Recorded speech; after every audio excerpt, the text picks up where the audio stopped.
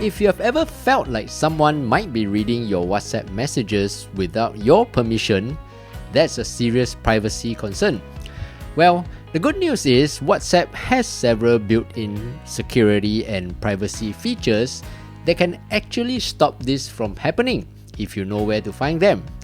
In today's video, I'll show you how to secure your WhatsApp account from locking the app and checking linked devices to enabling two-step verification and protecting your chats, so only you can access your messages.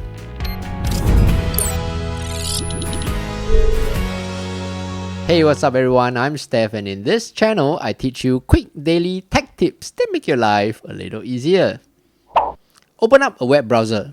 For me, I use Google Chrome. You can use other browsers, but if you follow along the steps, it should be about the same. First, go to youtube.com. There are two ways to do this.